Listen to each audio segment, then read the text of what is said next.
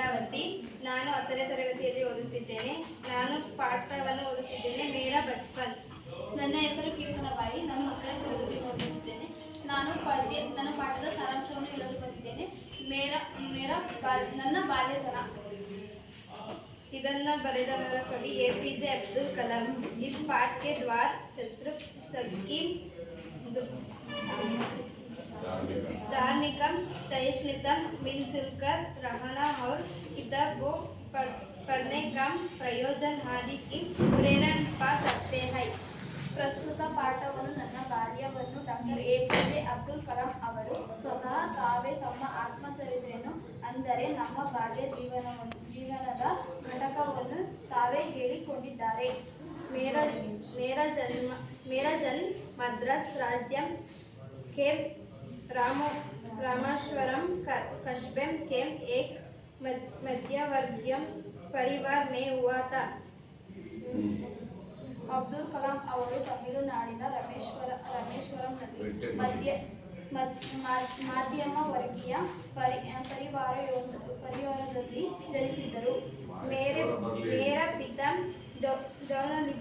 जौनलुद्दीन की कोई बहुत अच्छी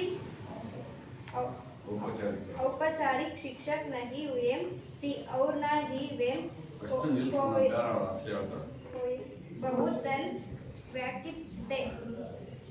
ಅವರ ತಂದೆಯ ಹೆಸರು ಜೈನಲುದ್ದೀನ್ ಹಾಗೂ ತಾಯಿಯ ಹೆಸರು ಆಶಿಯಮ್ಮ. ಇವರಿಬ್ಬರು ಇಂದಿನ ಸಮಾಜದಲ್ಲಿ ಆದರ್ಶ ದಂಪತಿಗಳೆಂಬ ಹೊಗಳಿಕೆ ಪ್ರಾರಂಭ ಆಗಿತ್ತು. इसके बावजूद वे बुद्धिमान थे और उनमें कुदरत की सच्ची भावना थी। ಅಬ್ದುಲ್ ಕಲಾಂ ಅವರ ಬಾಲ್ಯ ಜೀವನವು ಸರಳತೆಯಿಂದ ಹಾಗೂ ನಿಷ್ಠೆಯಿಂದ ಸಾಗಿದ್ದು, ಅವರು ಸದಾಕಾಲ ಊಟ ಮಾಡಲು ಅಡಿಗೆ ಮನೆಯಲ್ಲಿಯೇ ಕೆಳಗೆ ಊಟ ಮಾಡುತ್ತಿದ್ದರು. मेरी माँ आशियम्मा उनकी मदर्स जीवन संगीनी थी। ತಾಯಿ ಅವರಿಗೆ ಬಾಳೆ ಎಲೆ ಹಾಕಿ ಬೀಸಿದಾಗ ತಾಯಿಯ ಹೆಸರು ಆಶಿಯಮ್ಮ. उनके आदर्श जीवन संगीनी थी। ಅವರು ಸಮಾಜದಲ್ಲಿ ಆದರ್ಶ ದಂಪತಿಗಳು ಆಗಿದ್ದರು. मेरे माता पिता को हमारे समाज में एक आदर्श दंपति के रूप में देखा जाता था। ಸಮಾಜದಲ್ಲಿ ಆದರ್ಶ ದಂಪತಿಗಳಾಗಿದ್ದರು. मैं कहे बच्चों में से एक था। लंबे चौड़े व सुंदर माता पिता का छोटी कटी का साधारण सा देखने वाला बच्चा। ಅಬ್ದುಲ್ ಕಲಾಂ ಅವರು ಬಾಲ್ಯ ಜೀವನವು ಸರಳತೆಯಿಂದ ಹಾಗೂ ನಿಷ್ಠೆಯಿಂದ ಸಾಗಿದ್ದು, ಅವರು ಸದಾಕಾಲ ಊಟ ಮಾಡಲು ಅಡುಗೆ ಮನೆಯಲ್ಲಿ ಕೆಳಗೆ ಊಟ ಮಾಡುತ್ತಿದ್ದರು. हम लोग अपने घर में ತಾಯಿ ಅವರಿಗೆ ಬಾಳೆ ಎಲೆ ಹಾಕಿ ಬಿಸಿಯಾದ ಅನ್ನ, ರುಚಿಕರವಾದ ಘಮಘಮಿಸುವ ಸಾಂಬಾರು, ಮನೆಯಲ್ಲಿಯೇ ತಯಾರಿಸಿದ ಉಪ್ಪಿನಕಾಯಿ ಹಾಗೂ ತೆಂಗಿನಕಾಯಿ ಚಟ್ನಿಯನ್ನು ಬಡಿಸುತ್ತಿದ್ದರು. रामेश्वरम की मस्जिद वाली गली में बन यह घर चुने प्रत्युत्तर से बना अंकर और बड़ा था। ಅವರ ಮನೆ ಪುರಾತನದ್ದಾಗಿತ್ತು. मेरे पिता अंडरवर्गीय व्यक्ति थे और सभी अन्वेषक एवं ರಾಮೇಶ್ವರಂ ದಕ್ಷಿಣ ಭಾರತದಲ್ಲಿಯೇ ಪ್ರಸಿದ್ಧ ಯಾತ್ರಾ ಸ್ಥಳವಾಗಿದ್ದು ಇಲ್ಲಿ ಶಿವ ಮಂದಿರವಿದೆ. ऐसे आराम वाली चीजों से दूर रहते थे। ಅವರ ಮನೆ मंदिರದ ಬಳಿಯೇ ಇತ್ತು. पर घर में सभी आवश्यक चीजें समुचित मात्रा में सुलभता से उपलब्ध थी। ಹಿರಿ ಹಿಂದೂಗಳು ಮುಸಲ್ಮಾನರು ಜೊತೆಗೂಡಿ ಸಂತೋಷದಿಂದ ಒಟ್ಟಾಗಿಯೇ ಬಾಳುತ್ತಿದ್ದರು. वस्तु में कहूँगा कि मेरा बचपन बहुत ही निश्चल था. ಇವರಿಬ್ಬರು ಒಟ್ಟಾಗಿ ಸೇರಿದಾಗ ಆತ್ಮೀಯತೆಯ ಬಗ್ಗೆ ಚರ್ಚೆ ನಡೆಸುತ್ತಿದ್ದರು. और संदागी में बीतम भौतिक एवं भवंतम का देने ही दृष्टियों से ಎಷ್ಟೇ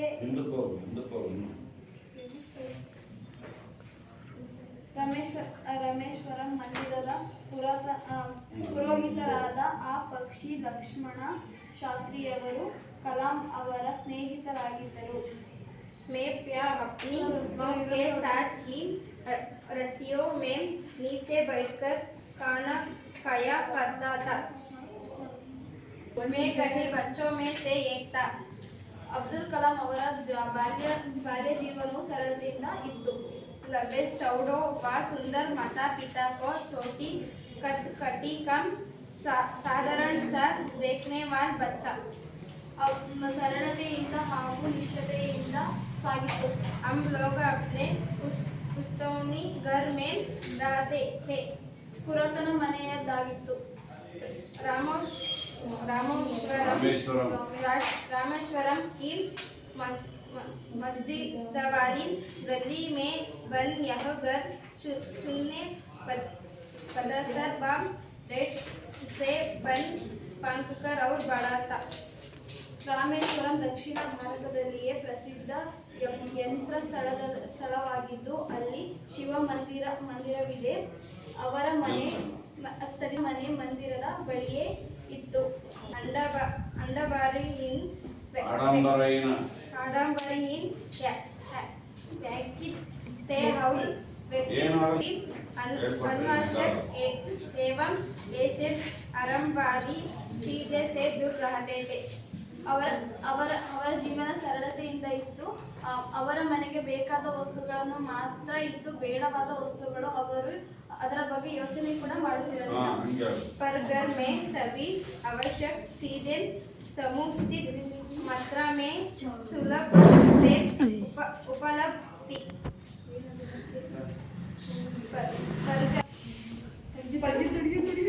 घर में सभी आवश्यक चीजें समुचित मात्रा में सुलभ से उपलब्ध थी. ಅವರ ಮನೆ ಸರಳತೆಯಿಂದ ಕೂಡಿತ್ತು. ಅವರಿಗೆ ಬೇಕಾದ ವಸ್ತುಗಳನ್ನು ಮಾತ್ರ ತರುತ್ತಿದ್ದರು. ಅವರಿಗೆ ಬೇಡವಾದ ವಸ್ತುಗಳ ಬಗ್ಗೆ ಅವರು ಚಿಂತನೆ ಮಾಡುತ್ತಿರಲಿಲ್ಲ. वर्षितम में कहूँगा कि मेरा बचपन बहुत ही निश्चित और सादगी में बीता.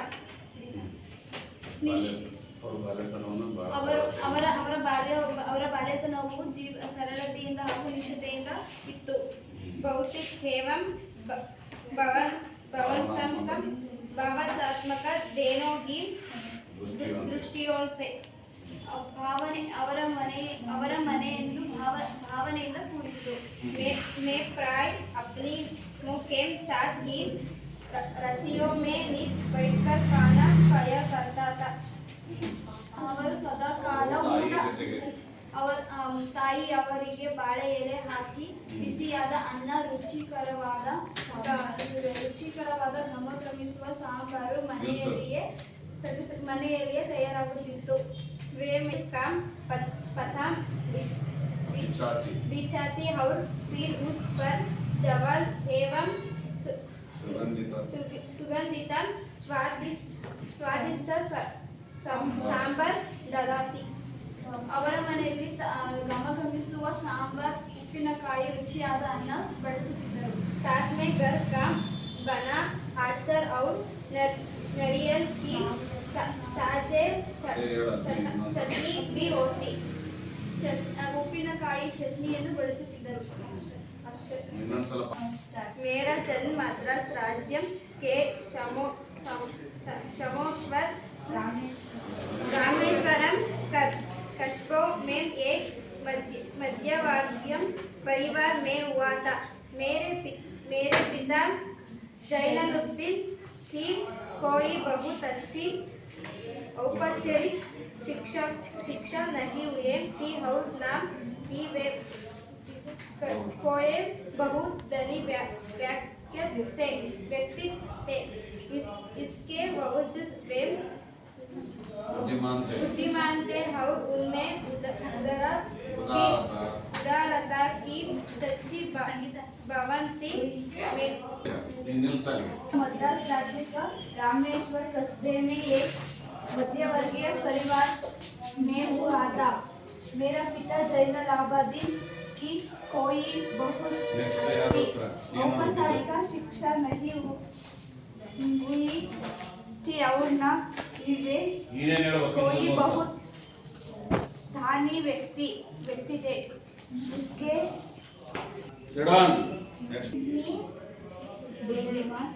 बुद्धिमान थी और उसमें उदारता की सच्ची भावना थी। मेरे माँ आशी अम्मा उनके आदर्श जीवन संगीत थे। मेरे माता पिता का हमारे राम जी का एक आदर्श दंपति के रूप में देख जाता थी। मैं किस बच्चों में से एक थी लंबे चौड़े में सुंदर माता पिता का छोटी कदी का साधारण से दिखाने वाले बच्चों हम लगे अपने पुरातन घर में रहते हैं। के मसीदी गली में बन यहाँ घर बच्चों में से एक था लंबे चौड़े व सुंदर माता पिता का कोटि का साधारण सा देखने वाला बच्चा। हम लोग अपने पुश्तैनी घर में रहते हैं। रामेश्वरम की मस्जिद वाली गली में बना एक घर चून पत्थर व से बना पक्का और गढ़ा था। मेरे पिता आडंबरीन व्यक्ति थे और सभी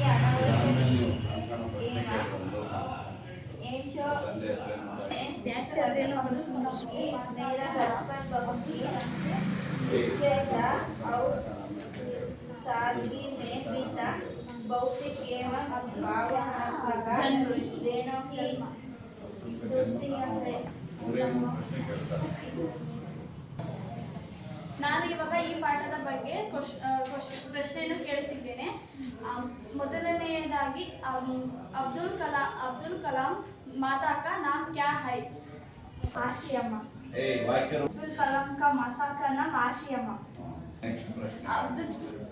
अब्दुल कलाम के पिता का नाम क्या है? अब्दुल कलाम का पिता का नाम है जैनुलाब्दीन। अब्दुल कलाम का जन्म क्या हुआ है? कलाम का जन्म मद्रास राज्य के रामेश्वर कस्बे में जन्म। अपनी मां के साथ ही रसोई में नीचे बैठकर खाना खाया करता था।